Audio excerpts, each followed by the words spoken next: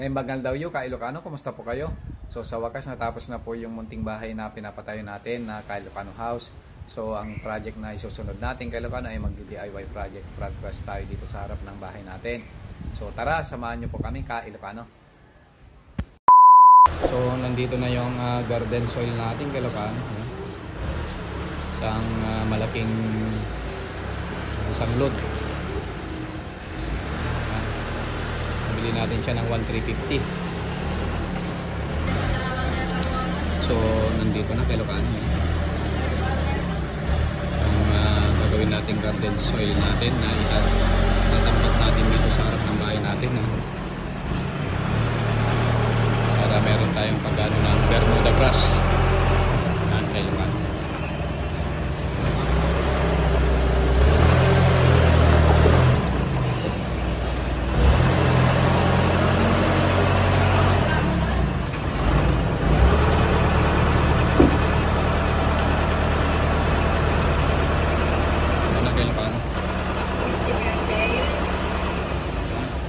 Dito na yung garden soil natin Ilocano. Yan na. Ilalagyan natin dito ng ng lupa yan. So dito tayo mag-i-start Ilocano sa dulo. Papunta doon pag unti-unti muna.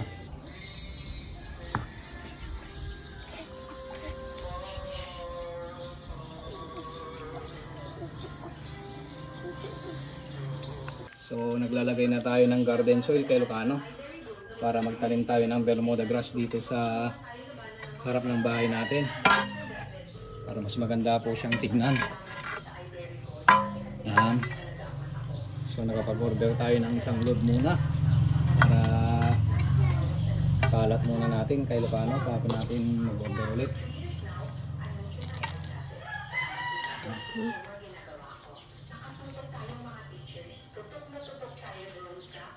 So nakapaglagay na tayo dito sa may harap ng entrance natin Ilocano yan.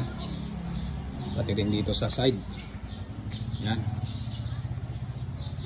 Dito tayo magsisimula. Yan. Gawin nating garden dito Ilocano yan. Pati rin dito sa mga kalamansi natin yan. Tapos dito rin Ilocano. Itong bakal ibebenta natin to Ilocano pagka natapos na yung bahay ng ibon natin. Gagamitin muna natin yan. Para makapagtanim tayo ng ng Bermuda grass dito sa harap ng munting bahay natin. So nagpa-second load tayo ng garden soil Ilocano kasi yung dineliver nilang isang load Ilocano ay nagkulang. Kasi magtatanim pa tayo ng progress doon sa gilid ng bahay natin. Kaya nandito na naman si Kuya Ilocano, nagde-deliver na naman sila ng garden soil dito sa harap ng bahay natin. Pakainin natin tong mga kakatil natin yan. Ng birdseed, oat growth at saka sunflower. Yan lang yung diet nila ngayon. Yan si Bruna. Ito naman si Bruno Ilocano yan. So itong bougainvillea na bili natin sa Mansante Magsingkal Ilocano yan. Oh. May bulaklak na siya yan. Tapos ito naman yung pot niya yan. Hopefully lalago siya dyan. Tataas siyang ganyan yan. Para ipalagay natin. At ito rin yung isa pang tanim natin Ilocano yan. Nandito sa terrace natin. Ganito yan. So lilinisan lang natin itong mga tumubong damo yan.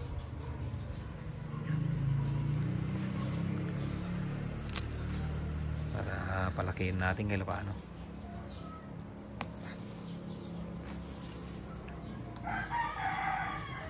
So paunti-unti Ilocano nakakapagtanim na tayo ng mga halaman dito sa gilid at saka sa harap ng bahay natin. Yan, so meron na tayong mga nilalagay na mga tanim po dyan. At nakapagtanim na rin tayo ng kalamansi at saka kamyas Ilocano at saka yan kung nakikita nyo po, ito po yung rambutan. Yan naman po yung pomelo, Davao pomelo at saka yung mga kalamansi natin Ilocano yan.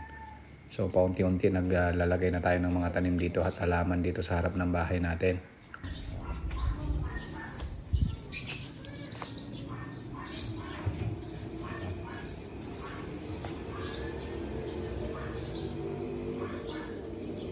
Bili tayo ng pinya Ilocano yan. Merong nagbe-eventang naka-kurong-kurong. Mano may sante?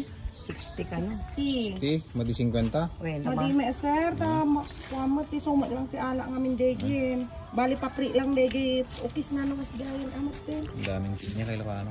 Galing yata to ng Cagayan. Gayaan niya. Ayan man ay. So, nandito na yung mga progress natin kay Ilocano. Yan, fresh from Maynila. Fresh from the farm. Yan. Kasi na meron ako napagtanayan dito sa Ilocos, sabi nila 20,000 daw or 25,000 daw pag sila yung magtatanim ng progress natin kay Ilocano. So nag-try na tayo kay Ilocano, yan. Tatanim na tayo ng progress, yan. Pang reels.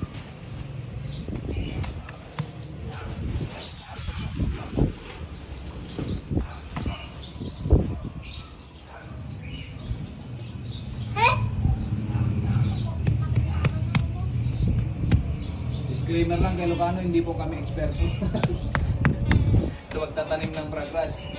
Results lang namin sa YouTube. Kaya gagayain lang namin.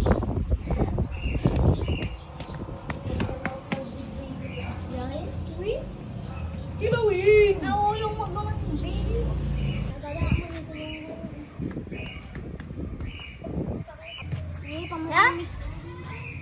Mikim ka no, Mikim. Mikim.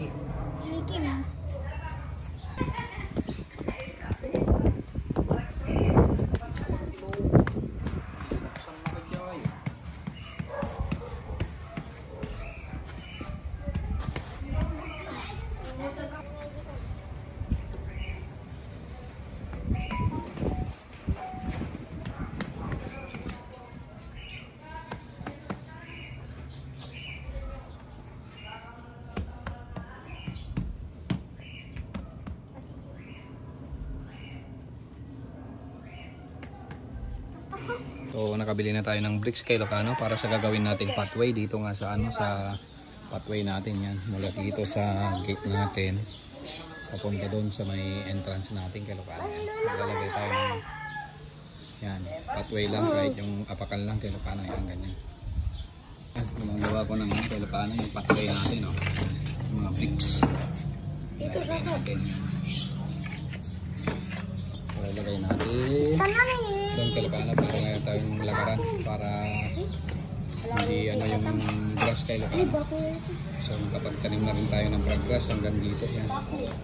Bato ka na matigil, Lolo. Hindi maparami natin kay Ilocano at mabuhay sila, yan. Donut. Di aloy, donut. Yaban.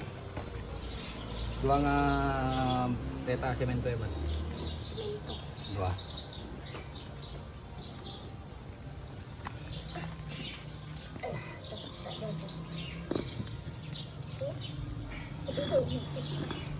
Puro green, brown ko mama. On green. Ay, pakasin mo na kita gray. Pakasin mo. Pakasin mo na kita gray. Pakasin mo. Tukon-tukon mo na. Tatlo. Akala ka brown. Ano mo? Tukon mo lang na kita. So natapos na natin yung progress natin dito sa harap kay Ilocano, yan. At nakagawa na rin tayo ng pathway natin. So doon na tayo sa side ng bahay natin kay Ilocano, yan. Ito mukhang napapansin ko kay Ilocano, mukhang lumalago na yung mga ano natin, yung mga nilagay nating crabgrass. Hopefully ngayong tag-ulan, yan, lalo sila mas mabilis silang lumago kay Ilocano, yan. Yan na yan.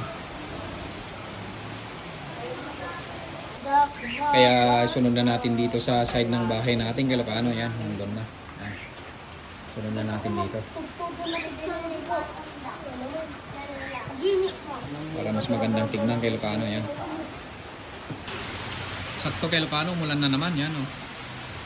Nadiligan na yung ano natin, yung progress natin kay Ilocano, yan. Sana all nadidiligan. Yan kay Ilocano. Mukhang lumalago naman na sila, yan.